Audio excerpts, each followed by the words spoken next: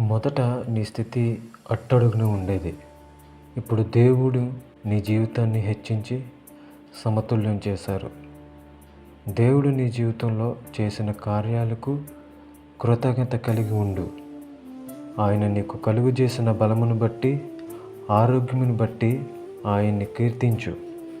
నీ ప్రార్థన విని నీ ఆశలు తీర్చి దీవెనలు కలుగు చేసిన దేవుణ్ణి స్తుతించు.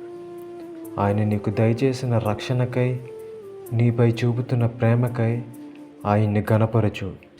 నీ సమస్య, నీ భయములన్నిటి నుండి జయాన్ని ఇచ్చిన దేవుణ్ణి మహిమపరచు. నీతి, న్యాయ, యథార్థతను చూసి ప్రతిఫలం ఇచ్చిన ప్రభువును సేవించు. ప్రతి విషయంలో ఆయనకు కృతజ్ఞత భావంతో ఉండు. నమ్మకమైన వానికి దీవెనలు మెండుగా కలుగును అని పరిశుద్ధ లేఖనం సెలవిస్తుంది. దేవుడు కొంచెంలో నమ్మకంగా ఉన్నవారిని అనేకమైన దీవెనలకు పాత్రులనుగా చేస్తారు. తన సేవకుడును హెచ్చించిన దేవుడు మనలను కూడా ఇంకనూ హెచ్చించునుగాక. ఆమేన్.